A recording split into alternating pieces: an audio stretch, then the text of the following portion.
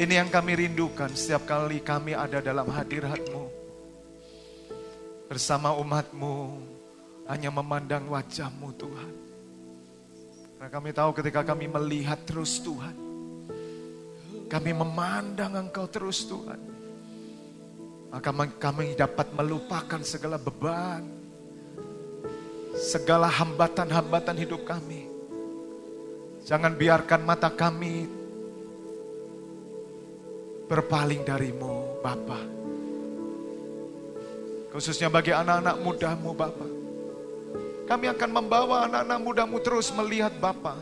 Terus dalam segala kelemahan mereka, dalam segala kekurangan, ketidakmampuan mereka. Tapi kami terus memandang Engkau Yesus. Engkau Bapa yang baik. Memandang Bapa terus. Demikian juga umat-Mu Tuhan. Dan ketika kami memandang Engkau terus Bapa, maka dengan segenap hati kami bisa menyembah Engkau Tuhan. Karena kami tahu Engkau Bapa yang baik. Engkau Bapa yang selalu menyertai kami. Terima kasih buat hadirat-Mu pagi hari ini Bapa. Terima kasih buat lawatan-Mu Tuhan. Terima kasih buat peneguhan demi peneguhan yang Kau berikan bagi kami umat-Mu. Khususnya bagi orang tua yang memiliki anak-anak muda. Sebab hari ini adalah akhir zaman. Tuhan, kami tidak mau anak-anak kami tertinggal. Kami tidak mau anak-anak kami kehilangan arah. Tapi biarlah kami menjadi sebagai kompas kehidupan mereka. Karena kepala kami yaitu Yesus Kristus Tuhan.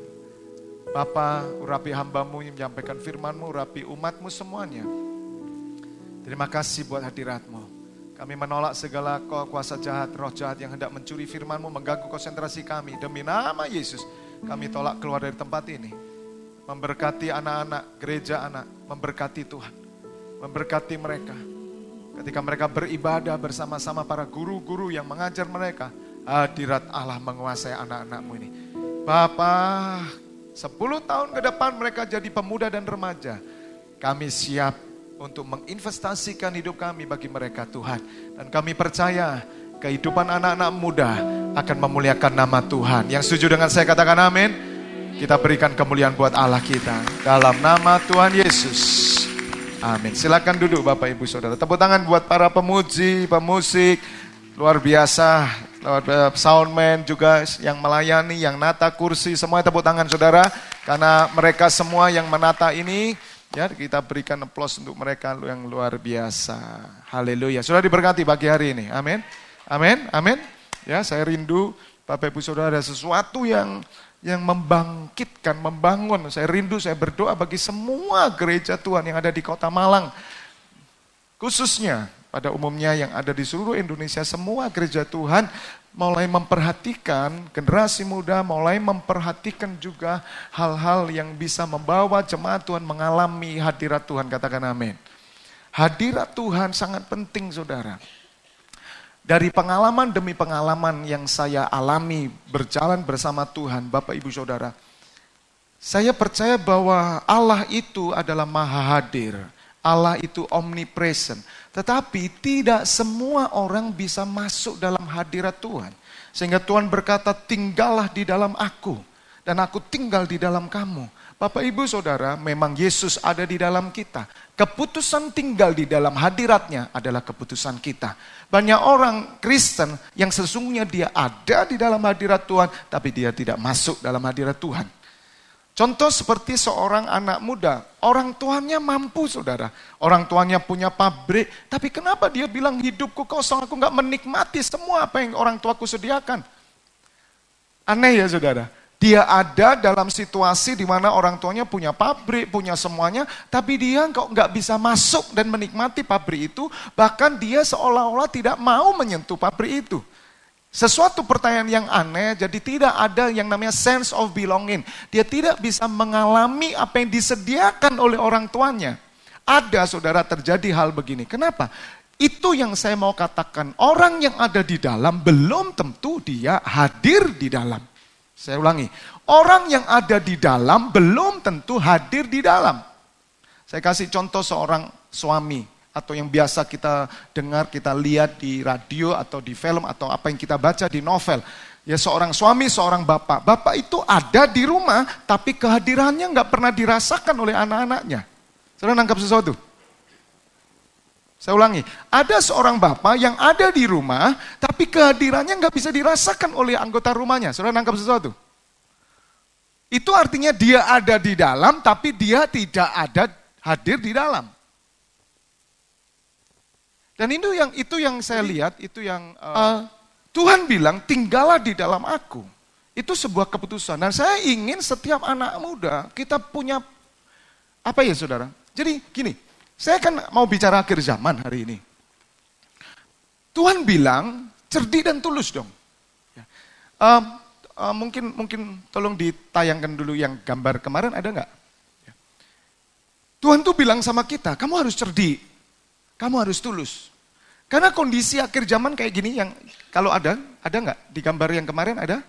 Kalau nggak ada, nggak usah nggak apa-apa. Kalau ada puji Tuhan. Dalam Matius 10 ayat 16, Matius 10 ayat 16. Oh ada ya gambarnya. Oke saya tunggu sebentar. Jadi Bapak Ibu Saudara ini hal yang penting khususnya bagi anak-anak muda. Saya membawa setiap orang-orang tua untuk mendorong dengan segala upaya. Kita nggak mau kecolongan. Ya. Kita dengan segala upaya kita, karena kita tahu bahwa akhir zaman ini Bapak Ibu Saudara, ini akan terjadi. Slide selanjutnya ada? Ada slide selanjutnya? Nggak ada ya? Cuman 2? Oke, nggak apa-apa. Oke. Lihat Bapak Ibu Saudara, yang saya tunjukkan ini mungkin yang ini dimatiin aja, yang lampu yang besar matiin. Jadi Bapak Ibu Saudara, kemarin saya sudah jelaskan bahwa kita ada di akhir zaman ini. Awal zaman, sudah terjadi, pas. Dan future-nya nanti ada di zaman baru. Jadi perjalanan kita hari ini sedang menuju zaman baru. Ya. Nah, ketika saudara tahu ini, saya tunjukkan bahwa kita ada di akhir zaman. Akhir zaman hari ini, kita sedang melangkah, kondisi kita di akhir zaman ini, kita sedang menyambut yang akan terjadi namanya pengangkatan. Minggu lalu sudah saya jelaskan, ada beberapa gereja, ada beberapa pemahaman yang menangkap bahwa ada orang-orang Kristen yang tertinggal. Ada orang-orang Kristen, baik pendeta, baik apa, ada pemahaman itu. Tapi saya berkeyakinan, siapakah yang diangkat oleh Tuhan adalah orang-orang yang memiliki Holy Spirit. Jadi saudara, ketika saudara sekarang, posisi saudara sekarang ini sedang bekerja, saudara sedang hidup berumah tangga, saudara sedang melakukan sesuatu, saudara sedang mencapai tujuan saudara, cita-cita saudara, obsesi saudara, dan keyakinan, ambisi saudara, apapun dream saudara, ingat, setiap pagi kita ternyata sedang menanti kedatangan Tuhan, dan ternyata ada terjadi satu peristiwa yaitu pengangkatan. Dan tidak ada seorang pun yang mengetahuinya. Kapan terjadi? Bisa besok, bisa nanti jam ini tiba-tiba hilang dan seluruh dunia akan mengalami. Tuhan tidak pernah menunda rencananya. Tetapi iblis membuat kita lengah. Iblis membuat kita lupa bahwasannya kita sedang menuju kepada proses pengangkatan. Di mana nanti Tuhan akan menunggu kita di awan-awan dan Tuhan akan siap memberikan mahkota dan mengadili semua anak-anaknya, sebab yang terangkat ini adalah anak-anak Tuhan, diadili perbuatannya baik ataupun jahat. Ada satu pemahaman yang salah ketika mereka menganggap bahwa anak Tuhan sudah tidak pernah mengalami pengadilan. Itu salah. Saudara, Tuhan tetap akan menilai apa saja yang saudara lakukan, baik ataupun jahat di sini. Untuk menerima mahkota dan untuk menerima kepercayaan di kehidupan yang ke depan. Dan kehidupan ke depan itu jauh lebih lama daripada kehidupan di bumi ini. Dan itu ada, diyakini oleh semua orang. Namun semua orang tidak mengerti akan peristiwa ini. Saudara, kemarin saya jelaskan ada pengangkatan. Setelah pengangkatan yang tertinggal adalah orang-orang yang belum percaya akan mengalami antikris karena dia tahu bahwa ternyata betul, ternyata Yesus, Isa Al-Masih itulah Allah pencipta langit dan bumi. Saya yang tidak berkeyakinan itu tertinggal. Masih diberi kesempatan oleh Tuhan selama 7 tahun. Dan itu ada penganiayaan besar yang terjadi ketika orang mencoba percaya Yesus, ternyata dia ditangkap, dia dibunuh, dianiaya, dan itu sangat sulit sekali, satu peristiwa yang luar biasa. Kejadian ketika setelah pengangkatan tidak ada pemerintahan yang seperti sekarang ini Bapak Ibu Saudara. Yang ada hanya satu pemerintah dipegang oleh 666 yaitu 666 dan itu adalah wakil dari iblis di bumi. Saya nggak tahu, saya tetap berdoa dalam keyakinan saya, Bapak, orang-orang itu kan ya manusia yang kau ciptakan juga kalau dia jadi anteknya atau pemimpin dari 66. Tuhan jamah mereka. Saya pribadi berdoa, Tuhan tidak ada pemimpin antikris. Sebab yang pemimpin antikris itu adalah sesama kita, juga saudara kita, betul nggak? Mereka itu juga orang hidup gitu loh. Nah doa saya semua selamat Tuhan, jangan satu pun seperti Abraham ngomong, Tuhan jangan satu pun kau binasakan Sodom dan Gomora. Abraham bilang, Bapa jangan Bapa. Dan Tuhan berbicara, kalau aku mendapati 50 orang benar, maka tidak aku binasakan. Demikian juga itu doa syafaat dari semua gereja Tuhan sampai hari ini. Saya tidak ingin semua binasa saudara. Walaupun Alkitab mencatat ada antikris. Saudara tahu siapa antikris? Antikris adalah orang-orang yang hidup di dunia. Yang lahir di dunia. Dan berarti mereka dikuasai oleh si jahat dan mereka dipakai oleh si jahat. Dan itu yang teriakan kita, Bapak jangan terjadi. Dan kemudian Abraham bilang, kalau ada cuma 30 bagaimana? 20? Kalau cuma 10? Sampai Tuhan bilang, kalau 10 orang benar ada, aku enggak menghancurkan Sodom Gomora. Ternyata Sodom Gomora dihancurkan saudara. Hanya satu orang benar yang namanya Lot diambil oleh Tuhan, diselamatkan dan seisi rumahnya. Seisi rumahnya diselamatkan saudara, ditarik. Istrinya tidak selamat. Kenapa? Karena istrinya sudah diberitahu oleh malaikat, jangan noleh ke belakang. Nanti ini akan hujan belerang, ini akan terjadi gempa dan semua orang binasa. Kamu lari ke atas bukit, ditarik sama kedua malaikat, bawa semua anak, mantu, semua dibawa loh saudara. Maka saya mau katakan lebih dahulu, kalau saudara percaya Yesus, saya pegang firman Tuhan, maka seisi rumah saudara diselamatkan oleh Tuhan. Pegang saudara. Nah istrinya nggak nurut, dia noleh. Dia jadi tiang garam sampai hari ini. Tiang garam saudara, tiang garam itu nggak ada fungsinya sama sekali. Ya, tiang garam. Ya, karena dia tidak taat dan dia menoleh. Dan dia jadi tiang garam. Tiang garam itu cuma monumental. Gak berfungsi sama sekali. Dan sampai hari ini ada di Israel. Monumen. Saudara, saya mau katakan, hidup anak Tuhan tidak suka saudara hanya jadi monumen. Siapa orang-orang yang jadi monumen? Orang yang jadi monumental adalah dia punya tanda lahir Kristen, dia punya KTP Kristen, tapi dia tidak berfungsi kekristenannya, dia tidak menjadi garam, dan dia hanya monumen. Oh itu orang Kristen, tapi gak ada fungsinya. Dan itu kosong, gak ada artinya sama sekali saudara. Ya. Nah saya lanjutkan sedikit lagi. Bapak ibu saudara lihat, perjalanan kita menuju pengangkatan ini. Ya. Setelah itu kita akan mengalami kerajaan 1000 tahun. Saya mau katakan oke, kita pasti. Saya percaya semua jemaat, seluruh gereja Tuhan, anak Tuhan yang mulutnya mengaku, hatinya percaya bahwa Yesus adalah Tuhan. Semua sudah disediakan kerajaan 1000 tahun dan semua pasti terangkat. Katakan amin. Tapi saya nggak bahas itu. Dan saya mengajarkan kepada semua anak Tuhan, kita nggak perlu bingung ketika Tuhan datang. Karena orang pertama yang paling senang menyambut kedatangan Tuhan adalah kita. Katakan amin. Dan kemarin saya katakan, kok kamu nggak senang? Berarti ada apa di hidupmu? Ada apa denganmu? Kalau kita baik, kita menjaga hidup kita tetap fokus. Saya percaya saudara. Nah, saya sebentar akan jelaskan ke Bapak Ibu Saudara. Ya, jadi Bapak Ibu Saudara harus tahu bahwa ini perjalanan kita. Nah, hidup kita sekarang ada di sini, yang saya lingkari ini. Ini loh. Apa yang harus kita lakukan? Apakah saya mengajak Bapak Ibu Saudara untuk memikirkan untuk mendapatkan kehidupan kerajaan 1000 tahun? Enggak usah. Selama mulut saudara mengaku dan hati percaya, ya, saudara pasti mendapatkan. Amin. Tetapi yang lebih lagi nanti pelajaran tentang mahkota, pelajaran tentang bagaimana kita itu nanti saudara. Tapi saudara pasti naik kok. Masalahnya adalah di sekeliling kita, apa yang menjadi tugas gereja di sini ketika anak-anak Tuhan semua dipastikan naik, apa pertanyaannya yang menjadi tugas kita? Itu yang menjadi pertanyaan kita. Mari kita renungkan sebentar. Jelas Bapak Ibu sudah dapat surga? Jelas, sudah. Gak usah bingung. Masalah nanti upahnya berapa, mahkotanya berapa, oke lah nanti itu tergantung apa yang kita lakukan, kesetiaan kita gitu. Tapi sudah tetap anak Tuhan, katakan amin. Tapi apa kalau sudah jadi anak Tuhan yang kita lakukan? Itu pertanyaan saya. Saya mau tunjukkan Bapak Ibu Saudara bahwa akan ada orang-orang yang tidak terangkat. Saya mau katakan. Siapa itu? Saudara kita.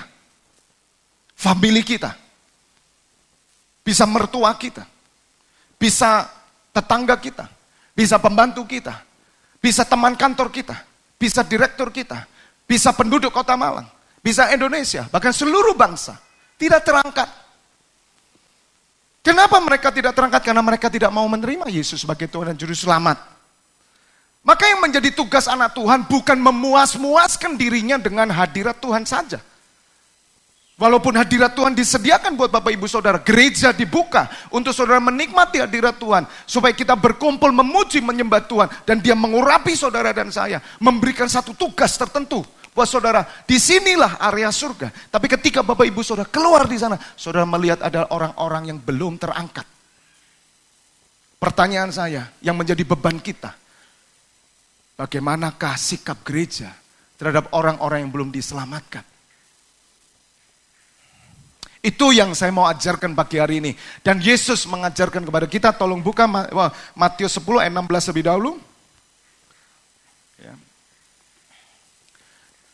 Saudara belajar, kalau hari ini tidak bawa catatan, masih saya ampuni. Artinya oke, khususnya anak muda, saya ajarkan bawa. Saya bawa, saudara. Karena daya ingatmu itu tidak bagus.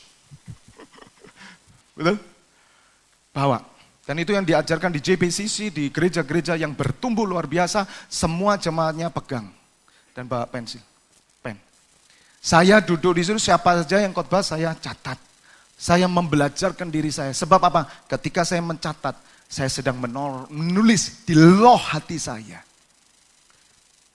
Walaupun kita nggak baca, saudara. Ya, setelah pulang. Tapi saya percaya, kalau saudara benar-benar mau melakukannya, saya percaya saudara akan dipakai oleh Tuhan dengan luar biasa. Katakan amin. Rubah saudara, rubah. Catat. Ya. Perhatikan firman Tuhan berkata, lihat aku mengutus kamu seperti domba ke tengah serigala. Nyalakan lampunya, jangan dimatiin semua. Ini yang sini aja. Yang ini nyalain, gelap. Lihat aku mengutus kamu ke tengah-tengah serigala. Sebab itu hendaklah apa saudara? Kamu cerdik seperti ular dan tulus seperti merpati. Mari saudara, kita harus cerdik seperti ular dan tulus seperti merpati. Catat di rumah, baca di rumah, Wahyu 7 ayat 13 sampai 17. Atau kita baca sama-sama aja. Saya tunjukkan. Wahyu 7 ayat 13 sampai 17. Saudara, saya mau katakan bahwa kita adalah orang-orang yang terbilang memakai jubah putih.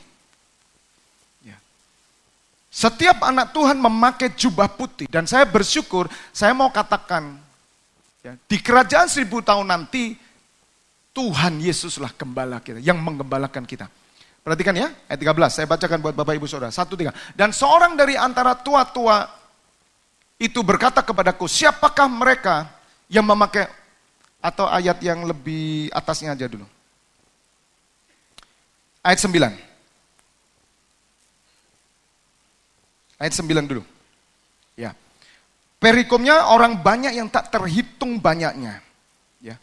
Kemudian daripada itu aku melihat sesungguhnya suatu kumpulan besar orang banyak yang tidak dapat terhitung banyaknya dari segala bangsa dan suku dan kaum dan bahasa berdiri di hadapan tahta dan di hadapan anak domba. Perhatikan, memakai apa? Jubah putih. Dan memegang daun-daun palem di tangan mereka. Ayat 10. Dan dengan suara nyaring mereka berseru, keselamatan bagi Allah kami yang duduk di atas tahta dan bagi anak domba. Ayat 11. Dan semua malaikat berdiri mengelilingi tahta, itu yang terjadi di surga, saudara.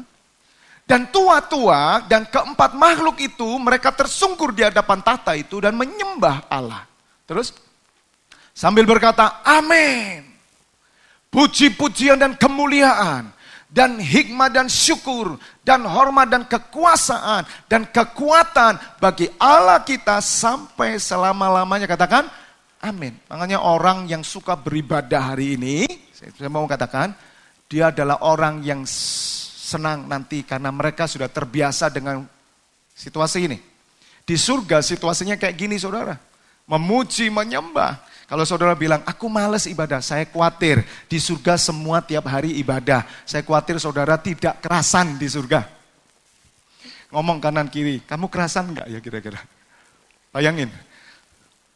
Ngapain? Ibadah, ibadah lagi. Mau keluar kemana? Di luar surga adalah neraka. Mau ke sana?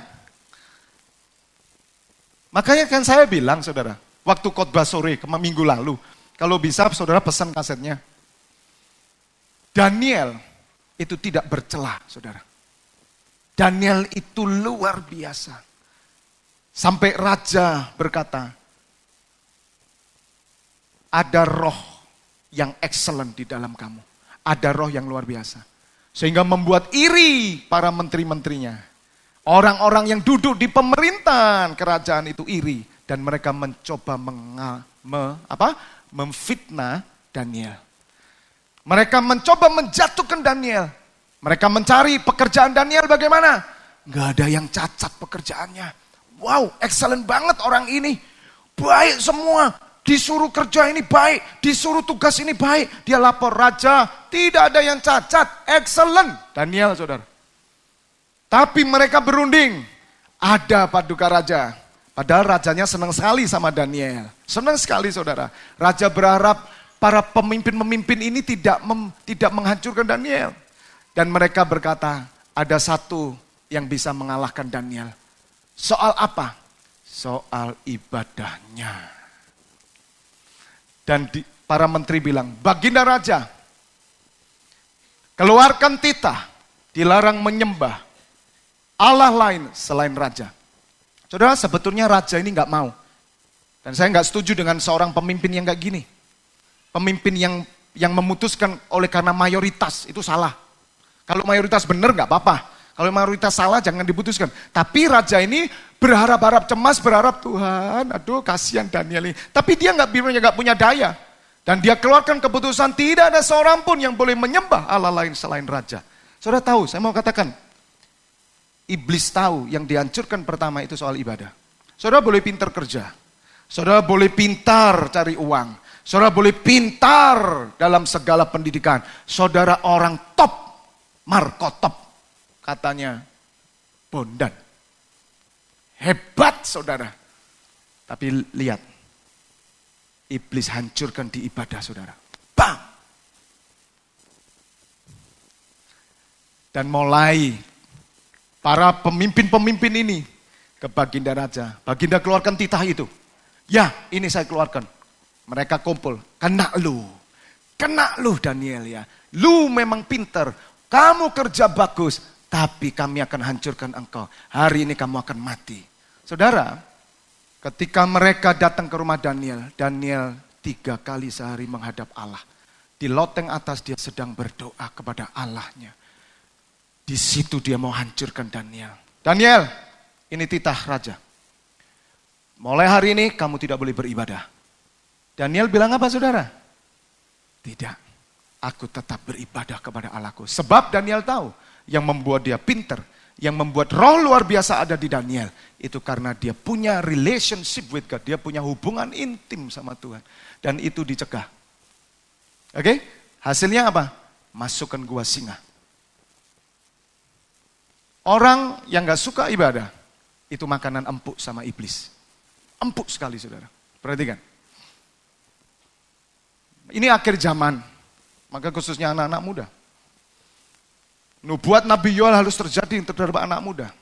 Harusnya semakin dekat zaman, Tuhan mendapati ada gerakan anak muda yang gila sama Tuhan. Itu ada. Dan akan muncul. Saudara belum lihat dunia lain. Saya berdoa, Tuhan, kapan-kapan saya juga mau ada seorang misi dunia yang berbicara di sini. Saya kepingin, saudara. Supaya kita itu tahu ngelihat jendela luar gitu loh. Setuju ya? Nah, ketika Daniel kedapatan ibadahnya, mencoba Daniel dikalahkan ibadahnya. Andai kata Daniel bilang, aduh daripada aku nanti mati, daripada aku kehilangan pekerjaan, ya sudahlah nurut aja. Tidak, saudara. Daniel bilang, saya tidak mau menyembah raja. Saya mau hanya menyembah Allah. Dan dia tetap beribadah 3 kali sehari. Akhirnya dia ditangkap, dimasukkan gua singa. Apa yang terjadi, saudara tahu ceritanya? Singa-singa tidak bisa makan dia. Karena di gua itu pun dia relationship with God. Dia nyembah Tuhan. Dan singa itu tidak ada yang makan sama sekali. Pagi-pagi benar, rajanya datangi. Pagi-pagi benar, tidak ada pemimpin lain. Karena rajanya suka sama Daniel. Hai Daniel, hamba Allah, hidupkah engkau? Ya Raja, Allahku yang membuat aku hidup. Aku tahu, Daniel, Allahmu menyertai engkau. Maka diangkat keluar. Dan sejak itu Raja tahu bahwa pemimpin-pemimpin menteri itu memfitnah Daniel. Dan dimasukkan semuanya ke gua singa, mulai dari suami, istrinya, anak-anaknya, seisi rumahnya. Belum sampai menginjak tanah, singa sudah memakan semuanya. Siapakah orang-orang ini? Orang yang menghalangi orang ibadah. Dan Tuhan akan pakai itu, saudara. Orang-orang yang menghalangi anak Tuhan ibadah, ada hukuman sendiri dari Tuhan. Jangan kita yang hukum. Kita cuma menyembah Tuhan. Dan itu sudah terjadi di seluruh muka bumi. Supaya mereka tahu bahwa Yesus Raja di atas segala raja. Dia Allah yang berdaulat. Dia punya kuasa. Dia bawa tongkat kerajaan surga dan tongkat maut ada di tangan dia. Dan ini saudara, maka saya kasih ini supaya saudara kita mengerti. Next. 13. Dan seorang dari antara tua-tua itu berkata kepadaku, siapakah mereka yang memakai jubah putih itu? Jadi mereka tanya, siapa yang pakai jubah putih itu? Dan dari manakah mereka datang? 14. Maka kataku kepadanya, ini Yohanes Pembaptis, melihat penglihatan. Tuanku, Tuhan mengetahuinya. Lalu ia berkata kepadaku, mereka ini adalah orang-orang yang keluar dari kesusahan yang besar. Dan mereka telah mencuci jubah mereka dan membuatnya putih di dalam darah anak domba. Diselidiki ayat ini saudara adalah orang-orang Kristen yang tertinggal. Tapi saya tetap berdoa tidak ada yang tertinggal. Katakan amin. Karena apa saudara? Kesusahan besar itu 7 tahun. Jadi kalau besok terjadi bom gitu, ayat ini ditafsirkan karena siapa yang akan mencuci ke darah anak domba, itu yang tertinggal di kesusahan besar. Kesusahan besar itu masa antikris 7 tahun. Berarti ini orang-orang yang mencuci jubahnya dengan darah Yesus, siapa? Berarti orang-orang yang tertinggal. Ya. Saya menafsirkan adalah orang yang kemudian mau percaya kepada Yesus. Itu yang saya tafsirkan. Terus ayat 15.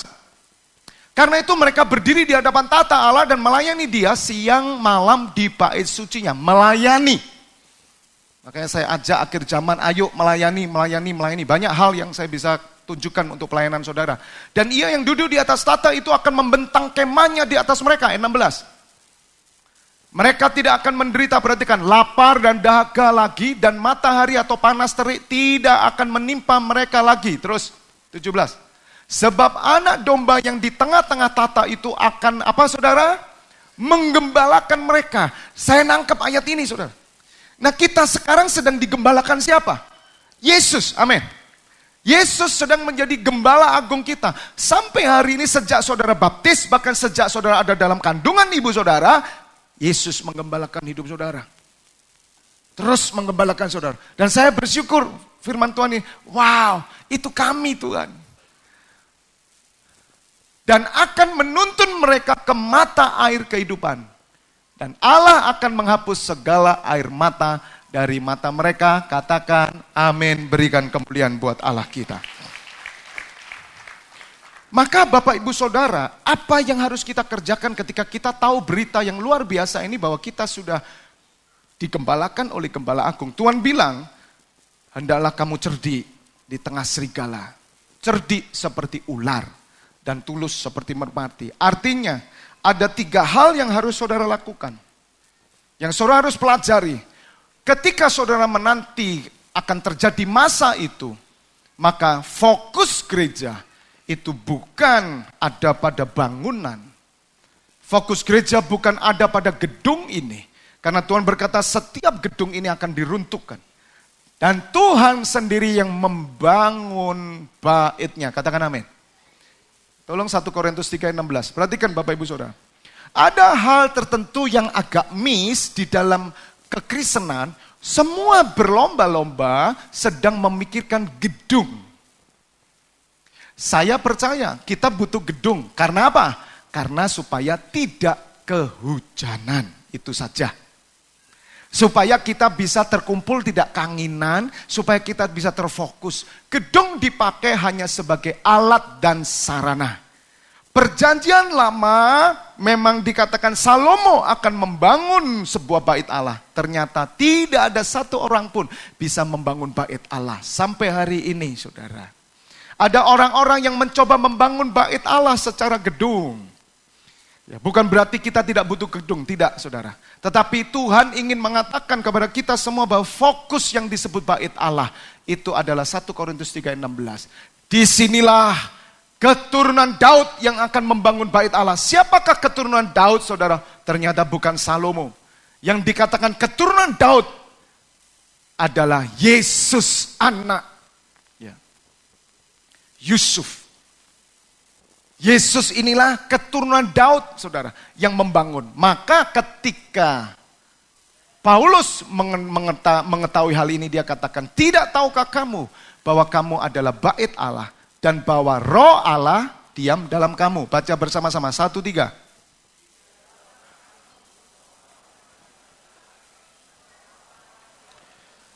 Katakan kanan kiri, kamu bait Allah. Lebih dalam lagi, kamu gereja. Kamu gereja.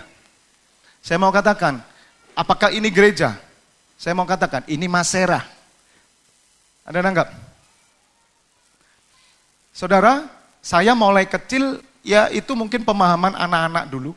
Ayo ke gereja. Mana gereja? Itu gereja. Ada model segitiga, ada salib. Jelas itu gereja. Bukan, ini gereja. Saya punya komitmen, Tuhan, aku mau generasi muda akhir zaman. Dia berkata, ini gereja. Maka saya nggak pernah bikin gereja. Saya nggak pernah. Saya ada gedung manapun saya bisa pakai. Sebab gereja itu ini. Nah, ketika kita kumpul di sini, berarti adalah gereja-gereja Tuhan sedang berkumpul. Makanya 2-3 orang berkumpul atas namaku, aku hadir. Jadi, sambil saudara nunggu pengangkatan saudara, saudara harus tahu, akulah gereja. Kenapa saudara gereja? Syarat disebut bait Allah, house of God. Itu kalau ada roh Allah di situ. Jadi contohnya gini. Rumah Bapak Fabianus. Oh, ini rumah Pak Fabianus. Kenapa? Karena Pak Fabianus yang nempati di situ. Betul? Kalau di situ dikatakan rumah Pak Fabianus yang nempati Pak Bambang, ditanya, loh ini rumahnya Pak Fabianus? Bukan, ini rumah Pak Bambang. Oh, rumah Pak Fabianus 2 rumah dari tempat saya, Pak. Oh, saudara nangkap sesuatu? Saudara ngerti ya? Jadi yang disebut rumah Allah dikatakan house of God karena roh Allah atau pribadi Allah ada di dalam saudara. Dan saya mau katakan kebenarannya hari ini. Saudara rumah Allah. Panggonane Gusti. Itu bahasa Spanyol. Ini rumah Allah. Berarti kalau disebut rumah Allah, kenapa? Karena roh Allah ada di sini. Jadi hari ini Bapak Ibu Saudara, saudara harus ingat bahwa jangan bilang lagi gereja itu ini. Saya sering kadang mencoba mengubah salah kaprah ini, saya bilang, mau kemana? Ayo datang ke Masera bersekutu bersama-sama. Karena ada bahasa yang salah kaprah dan dipakai semua karena sudah itu berabad-abad, ayo ke gereja. Dan di gereja itu ada roh Allah. Saya mau katakan, kalau gereja ini kosong saudara, tidak ada roh Allah. Tapi kalau saudara dan saya hari ini berkumpul, ada roh Allah di sini. Bahkan ada Yesus di tengah kita. Tepuk tangan dulu bagi dia. Dia ada. Memang Tuhan pakai kesederhanaan melihat sebuah gereja. Sampai ada lagu, yaitu lagu karangan siapa Mesak itu saya nggak tahu, lupa saya. Obi Mesak apa-apa, ada burung gereja. Bagi orang luar, keyakinan orang luar yang disebut gereja, rumah ibadah itu gedung. Kenapa? Karena mereka meyakini, perhatikan, ada Tuhan. Dan saya mau tunjukkan buat Bapak Ibu Saudara, di gedung gak ada Tuhan. Tapi di dalam Bapak Ibu Saudara, yang mengaku Yesus adalah Tuhan, ada Roh Allah di dalam. Ini loh gereja. Nah Tuhan bilang, hancurkan gedung ini. Orang bisa membunuh jiwa kita, tapi dia gak bisa bunuh roh kita. Gereja selama-lamanya tetap ada di bumi. Walaupun dihancurkan, gereja tetap berdiri tegak. Karena Yesus yang membangun gerejanya. Katakan amin. Katakan amin. Jadi mulai dirubah, buka dalam Lukas 4 ayat 18 sampai 19. Untuk menanti kedatangan Tuhan, mari kita berpikir, ayo, roh Tuhan ada padaku. Roh Tuhan ada padaku. Ini loh Bapak Ibu Saudara. Yang kita pikir-pikirkan, Bapak Ibu sadar bahwa I am the church. Akulah gereja. Kalau saya mendorong Bapak Ibu Saudara, ayo datang bersama-sama, kita dipakai untuk bersekutu. Karena memang di mana ada roh Allah, di situ aku ada. Kenapa? Karena roh, cirinya roh itu kumpul. Saya punya roh yang sama. Douglas punya roh Tuhan. Roh Kudus. Shirley punya roh kudus. Saudara punya roh kudus. Cirinya roh kudus ketemu. Karena roh itu satu. Saudara ngerti? Jadi setiap anak Tuhan punya hati untuk bersekutu. Bukan punya hati ke gereja. Gereja yang mana Pak? Itu salah saudara. Salah kaprah saya bilang. Salah kaprah. Tapi itu sudah terbiasa anak-anak saya. Ayo pergi gereja. Sebetulnya bahasa yang tepat. Ayo bersekutu. Makanya saya ngomong sama teman-teman. Di sini nggak ada ya. Pak Sion hadir nggak? Nggak ada ya. Saya bilang dengan teman-teman. Kita tidak sekedar ibadah ke gereja. Ada orang, Pak kenapa nggak datang ke gereja? Ya Pak, saya Pak, repot, oke. Tapi saya tetap ibadah Pak. Ya oke, once a time, sekali-kali nggak apa-apa. Saya bisa ibadah ke tempat lain, amin. Sama aja Pak. Tapi yang saya rindukan bukan itu. Adakah kita adalah satu tim dalam persekutuan? Gereja lain dipakai Tuhan ada dalam komunitas. Ada gereja macam-macam nama gereja dan kami menghormati. Setiap jemaat akan ditemukan dalam persekutuan. Jangan pernah saudara berpikir bahwa persekutuan hanya saudara datang ke gereja. Oh iya Pak, saya sudah ibadah. Oke, sekali-kali nggak apa-apa. Tapi ketika saudara tahu bahwa saudara hidup di akhir zaman, saudara ada orang-orang adalah bait Allah, saudara akan ditemukan dengan orang-orang yang punya roh Allah, dan kita bersekutu untuk apa? Untuk panggilan Tuhan bagi setiap gerejanya, melakukan apa yang akan terjadi sebelum Tuhan datang. Yang pasti yaitu ini, roh Tuhan ada padaku. Makanya setiap kita pulang, kita ngomong ini. Itu asalnya dari Yesaya 61. Dan saya simpulkan Yesaya 61 dalam satu kalimat. Dasar dari gereja ini berdiri ini saudara. Saya ingin orang tidak melihat gedung ini. Mau dibawa kemana aja. Enggak soal. Katakan amin. Katakan amin. Yang terpenting persekutuannya. Katakan amin. Kalau saya bawa saudara ke Singapura, enggak masalah. Kalau saya bawa saudara ke Mesir pun enggak masalah. Kalau saya bawa saudara ke Selekta pun gak masalah. Sebab nilai gereja itu persekutuan. Dan setiap saudara hari ini yang Tuhan mau, roh Tuhan ada padamu. Dan kita ngomong, roh Tuhan ada padaku oleh sebab apa? Ia telah mengurapi aku. Untuk apa? Makanya nanti Pak Hiri akan ngerekam kaset ini. Kalau ada, saya kan nggak bisa berbicara dengan semua jemaat saudara. Dan saya nggak bisa ngulang-ngulang terus. Tapi kaset ini bisa disampaikan ke semua jemaat yang lain. Kalau mau minta kopinya, ya nggak bayar, nggak apa-apa. Minta kopinya aja, taruh di micro CD kecil gini ya, yang apa micro, masukkan, sedot, kasihkan. Ya. Sebab banyak orang nggak ngerti, saudara, bahwa ketika Tuhan akan datang, apa yang harus kita lakukan. Dan saya mau tunjukkan bahwa Tuhan tidak fokus kepada gereja, yaitu gedung, tetapi Tuhan fokus kepada baitnya, dan disebut baitnya adalah kita. Dan di sini dikatakan roh Tuhan ada padaku oleh sebab ia telah mengurapi aku untuk apa? Untuk menyampaikan kabar baik kepada orang miskin. Jadi saya ajak saudara jangan bingung surga. Jangan bingung surga. Kecuali kalau saudara tidak hidup benar. Kalau saudara hari ini mencuri, saudara hari ini menipu, saudara hari ini hidup dalam perjinahan, saudara hidup dalam minuman keras, saudara boleh mikir ke surga. Tapi kalau saudara sudah tahu bahwa saudara adalah anak Tuhan, yang kita pikirkan adalah ini. Memikirkan seorang diri tidak bisa, saudara. Saya memikirkan untuk roh Tuhan ada padaku dan aku menyampaikan kabar baik kepada orang miskin. Di sekitar kita banyak orang miskin, saudara. Maka gereja ini adalah gereja yang peduli sebetulnya dengan orang miskin dengan catatan yaitu membawa mereka untuk berjumpa dengan Tuhan, mengalami kelepasan dengan Tuhan dan pembaruan dengan Tuhan. Katakan amin.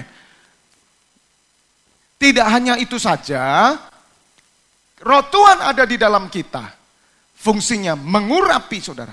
Akhir zaman ini, pengurapan Tuhan semakin kuat. Pak, saya diurapi oleh Tuhan. Yes. Saudara, apa itu urapan Tuhan? Wah, dahsyat, men. Yes. Haleluya. Merinding bulu kuduk saya. Wah. Aku lihat, wow, gereja itu penuh urapan. Bukan kurapan ya. Urapan. Terus saya mau tanya, anak muda, wow, keren men. Keren, nyanyi. Nanti saya akan mau melatih worship leader. Saya tahu saudara, ada worship leader yang punya urapan. Saya ajar tentang urapan. Sebab urapan mengandung makna. Satu, ya, untuk menyampaikan. Dua, mengutus saudara. Orang yang diurapi, perhatikan. Orang yang diurapi dalam pelayanan apapun, pasti dia punya dua hal dalam hidupnya. Satu, menyampaikan kabar baik. Dan dua, dia adalah orang yang tahu bahwa dirinya diutus oleh Tuhan. Itu terjadi, saudara. Pengurapan tidak terjadi begini. Saya tahu ada manifestasi, saudara. Dan itu ada yang nangis-nangis. Selesai diurapi, ya selesai toh? Selesai. Pulang situ ya, ngambil motor ya. Kemudian diserempet orang.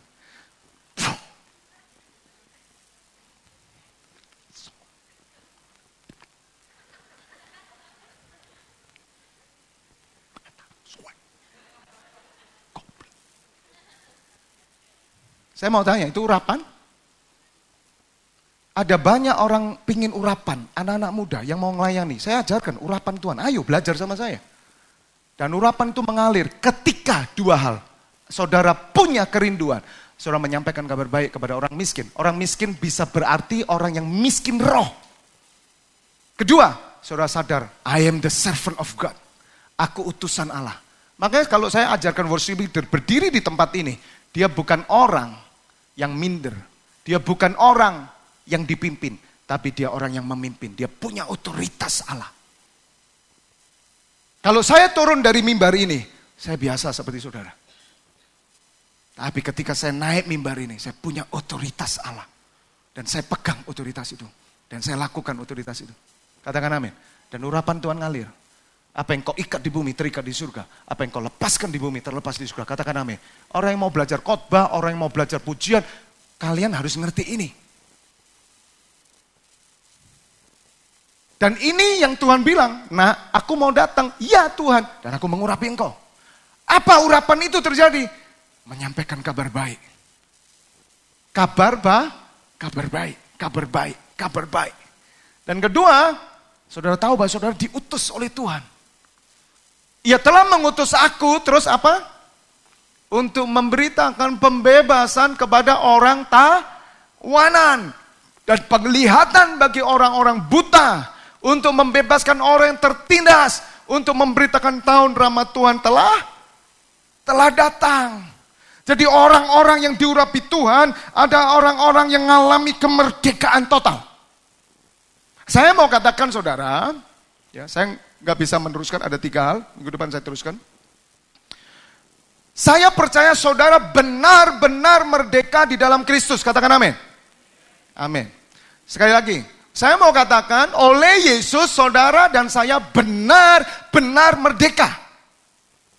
Artinya saudara sudah terlepas dari segala ikatan dan kutuk apapun. Katakan amin. Pertanyaan saya, kenapa ada orang Kristen kok tetap hidup tidak merdeka?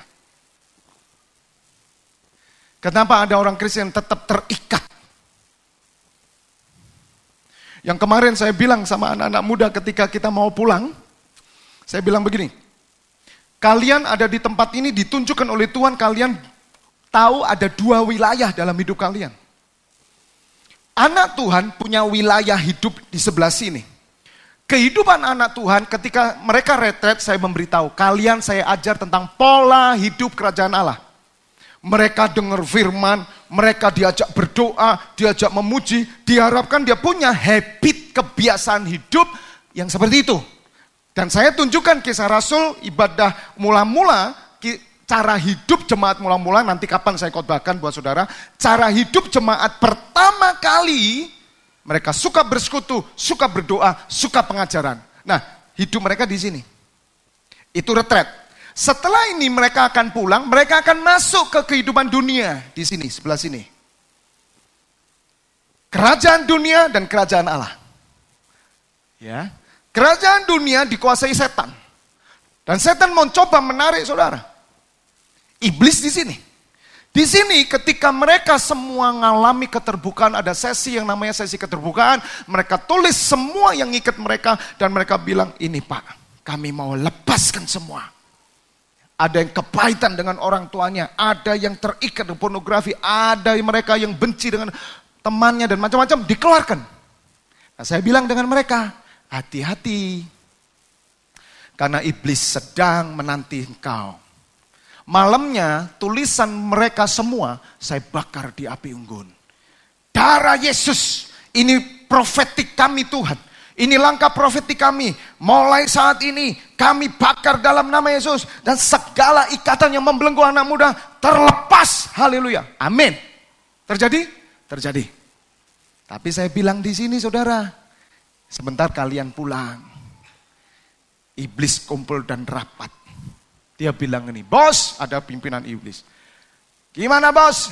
Teman-teman ini sudah dilepaskan. Setan, apa? Setan kepahitan, contoh ya. Setan iri hati. Setan pornografi. Setan kebencian. Setan dendam. Sudah ngumpul semua. Kami dibebaskan kemarin bos. Kamu bagaimana? Ini pemimpin iblisnya. Goblok kamu itu. Lah gimana? Darah Yesus bos. Terus gimana? Ayo, serang mereka lagi. Sebentar mereka akan pulang dari retret. Mereka masuk kehidupan mereka. Ayo serang. Mereka bilang, gak usah bos. Kok gak bisa gimana? Goblok kamu itu. Gitu kan. Kok gak bisa? Gak usah bos. Kenapa? Kami tahu. Biasanya anak Tuhan itu ngundang kami lagi bos. Loh, kok bisa gitu? Iya. Jadi kita makan singkong keju.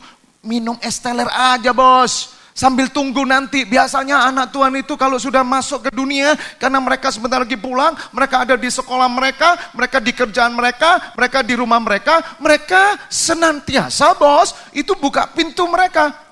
Setan kepahitan, monggo mari masuk lagi. Sudah merangkap maksud saya? Iblis nggak perlu kerja keras loh buat kita. Karena iblis sudah dikalahkan. Dan iblis nggak pernah berani. Tapi kita yang bikin. Come on, masuk. Setan malus. Setan gak suka bersekutu. Setan gak suka berdoa. Punya buahnya itu setan. Setan itu model apa aja suka. Setan yang nggak suka memuji, ada. Khusus dikirim, ikat mulutnya anak Tuhan, klak. Nanti kalau sudah kena apa-apa stroke, Pak Evi, aku mau memuji Tuhan, Pak. Tuhan Yesus, Dia.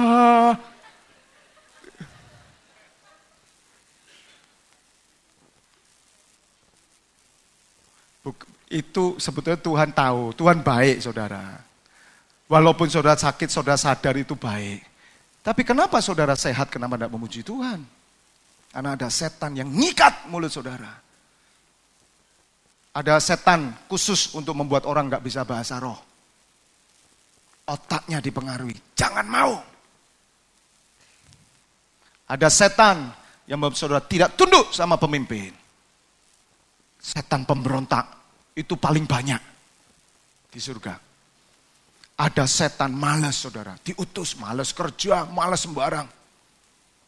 Saudara, semua setan itu gak ada menang dengan yang namanya darah Yesus. Katakan amin. Tidak ada saudara. Tapi itu tadi saya bilang, Tuhan, kami orang yang diurapi Tuhan. Jadi kalau sampai terjadi apa-apa dalam diri kita, orang yang bilang, Pak saya mau minta pelepasan, gampang. Saya nggak pernah melayani orang pelepasan itu sampai kejat-kejat, enggak. Kejat, enggak. Kalau setan itu, ya bukaan pintumu, usiran sekarang. Minggat kamu ya, pergi sekarang. Baru saya doakan. Ada orang didoakan, Pak nanti kalau pelepasan gimana? Oh, hancur semua rumah saya, wong kayak setan karuan. Wah. Ya Pak, anak Tuhan gereng-gereng loh saudara. Loh kenapa kamu gereng-gereng? Gereng-gereng gitu langsung tak bukain kandang, Blacky, come on, gereng. Come on. Loh Pak, aku kan mbok kerangkeng. Iya karena kamu Blacky. Gak usah, saya gak pernah repot untuk melepaskan orang. Datang ke saya bilang, apa ikatanmu? Lepaskan. Apa yang kau ikat di bumi terikat di surga. Lepas surga. Yang ngomong, lepas sudah, saya doakan Tuhan, hari ini kami dibebaskan. Saudara, roh Tuhan ada padaku. Yang pertama ini saudara harus catat, saya tutup dengan satu kesaksian. Tolong pemusik. Yang kita kerjakan sambil nanti kedatangan Tuhan, ini. Aku sadar roh Tuhan ada padaku. Dan setiap saudara dipakai untuk membebaskan seseorang yang terikat. Terikat apa? Kebencian. Itu ikatan. Satu aja ini. Dan saya tahu ayat ini. Ketika saya pertama bertobat saudara, saya pegang ayat ini. Sehingga teman-teman bilang, kamu itu terlalu pede kalau melayani. Ya, aku harus pede. Karena aku tahu roh Tuhan ada padaku. Dan aku bisa melepaskan orang terikat. Padahal saudara, saya itu tidak pernah dilatih. Pernah satu kali saudara, saking saya tahu ayat ini, saya bilang, roh Tuhan ada padaku, roh Tuhan ada padaku. Aku mau pelayanan, aku nggak ngerti, tapi hatiku pingin, karena saya tahu diurapi Tuhan. Waktu itu saya tahun 99, lagu satu pun nggak ngerti, tapi saya pegang firman. Dan saya datang ke kampung, saya cari, ada Pak, ini orang gila Pak, lagi kesurupan Pak. Saya datang sendiri, bayangin, nggak pernah latihan. Saya waktu itu ya bodoh, tapi ya dari bodoh saya itu ya bisa mengerti gitu loh. Harusnya dua-dua, Tuhan kan suruh dua-dua. Saya datang sendiri saudara. Karena hati saya berkata, roh Tuhan ada padaku. Roh Tuhan ada padaku, masuk kampung saya saudara. Sendirian. Ya, waktu itu ya enggak seganteng gini saudara. Enggak, guyon. Waktu saya datang saudara, orangnya kecil saudara, perempuan. Tidur gini. Bu, kenapa bu? Ini Pak, dia orang seberang. Ini Pak, dia kesurupan, dia suka kumat Pak. Ya, saya cerita, ada Bu pelepas namanya Yesus. Saya doakan Bu ya, ya. Saya tutup mata saudara, saya doa. Bapak, jamah dia Tuhan. Lah kok bangun tuh saudara, matanya merah, bangun gereng. Saya buka mata. Gak iso apa-apa aku saudara, lemes kabeh. Dalam nama Yesus. Didoni aku tuh, dicuakar. Tak kuat-kuat tuh, dalam nama Yesus. Kayak orang lemes, saudara tahu? Bayangin, tutup mata, buka, itu kecil, bisa matanya merah, gereng gini. Jadi dia langsung noleh saya, begitu saya doakan saya buka. Jadi pandang-pandangan. di dalam Yesus. Lu sungguh saudara, saya dicakar. Pengalaman sendiri loh saya saudara. Saya pegang ayat ini. Ini yang Tuhan mau hari ini, siapa yang mau pergi untuk aku? Semua orang minta urapan Tuhan, urapan baru. Apalagi awal tahun, Tuhan urapi aku dengan urapan baru. Untuk apa? Sebab roh Tuhan ada padaku untuk memberitakan kabar baik dan membebaskan yang terikat dan mengutus kamu. Satu kali saudara, pemuji ayo naik. Kalau selesai, pemuji semua juga naik.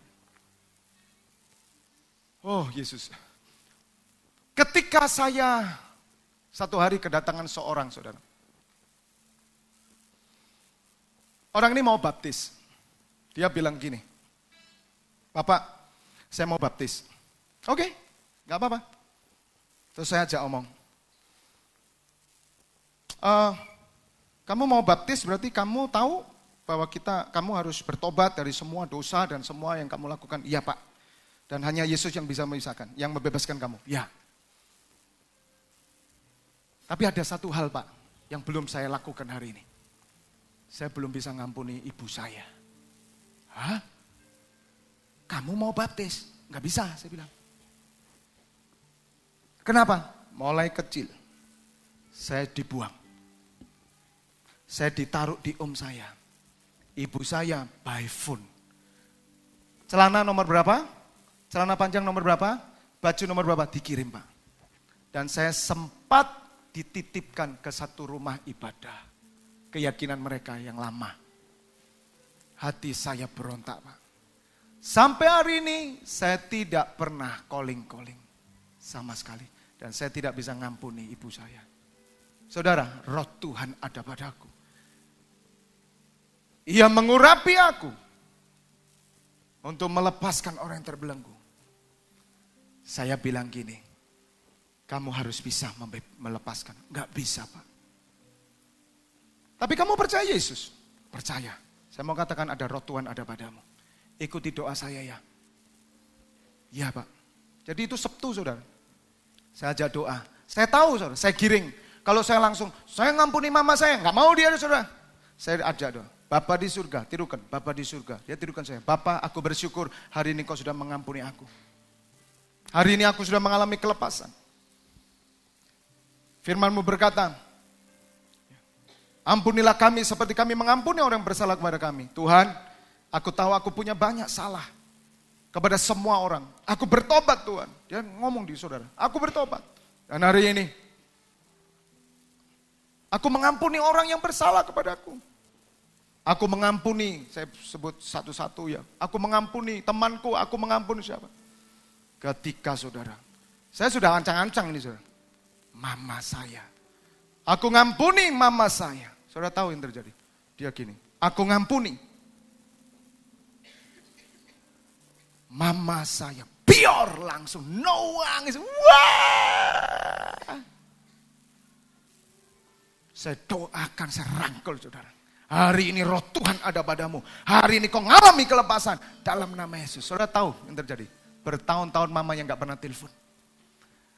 Malam itu, mamanya telepon. Kabarmu gimana? Dan saudara tahu, besoknya ketemu saya. Pak Feby, mama saya telepon. Dan hari itu terjadi pemulihan antara aku dan mamaku. Dan hari ini dia dibebaskan. Dia menjadi anak Tuhan, sudah dibaptis. Dan nama Tuhan, kemuliaan Tuhan dinyatakan. Katakan amin, katakan amin, katakan amin. Apa tugas Bapak Ibu Saudara hari ini? Roh Tuhan ada padaku. Roh Tuhan ada padaku. Sampailah pada proses itu Bapak Ibu. Jangan hanya senang gini, enggak Pak, aku enggak bisa firman Pak, enggak bisa Pak, jangan Pak. Kayak saudara nari gini, jangan Pak, itu pendeta Pak, jangan Pak. Bagian nama, oh enggak bisa kok enggak bisa kok, jangan aku kok, haleluya. Itu yang terjadi. Saudara, ini bukan milik pendeta. Roh Tuhan ada padaku. Ketika saudara ngerti ini, Anda punya karisma di tengah keluarga saudara. Dan Tuhan berkata, orang tua akan datang kepada anak muda untuk minta nasihat. Itu terjadi. Para pembesar-pembesar datang kepada hamba-hamba Tuhan. Itu terjadi. Bukan karena saudara pinter, karena ada urapan Tuhan. Karena saudara berkata, roh Tuhan ada padaku. Anda punya karisma. Ketika Anda punya karisma, Anda bilang roh Tuhan ada padaku. Roh Tuhan ada padaku. Roh Tuhan ada padaku. Roh Tuhan ada padaku. Roh Tuhan ada padaku. Ayo ikut aku. Roh Tuhan ada padaku. Harusnya aku membebaskan dia. Harusnya aku menyampaikan kabar baik. Tapi bukan aku justru menjerumuskan dia.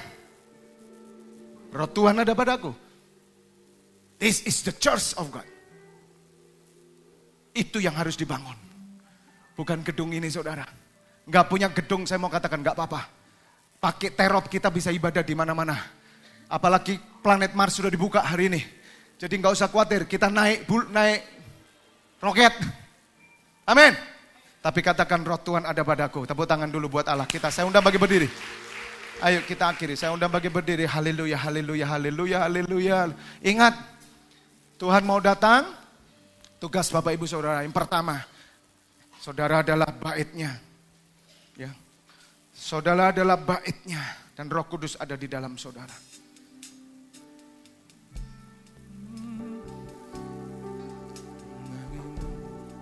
Oh, berdoa masing-masing dulu. Terus, musik terus aja. Musik terus, berdoa ya.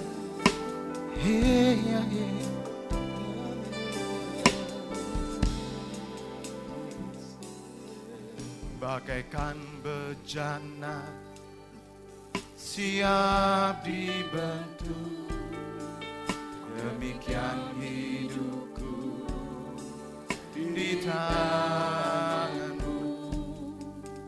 Dengan urapan kuasa Roh-Mu, ku dibaharui selalu. Saudara sendiri dengan keras. Siapa rumahnya, saudara? Angkat tanganmu.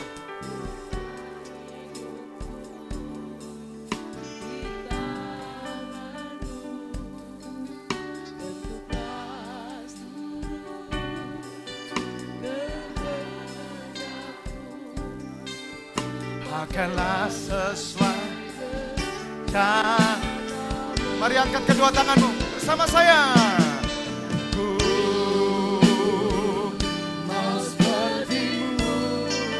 Yesus berkata, roh Tuhan ada padaku. Menyampaikan kabar baik kepada orang miskin. Membebaskan orang-orang yang tertawan. Melepaskan mereka yang terikat. Menyembuhkan yang buta. Memuliakan nama-Mu. Ku mau seperti-Mu Yesus.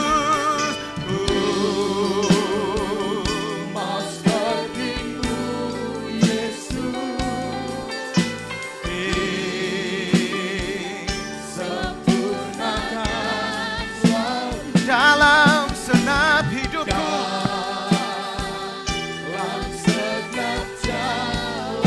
memuliakan nama-Mu, nama-Mu. Mari angkat suaramu lebih lagi saudara. Mau seperti-Mu Yesus. Semua. Ku mau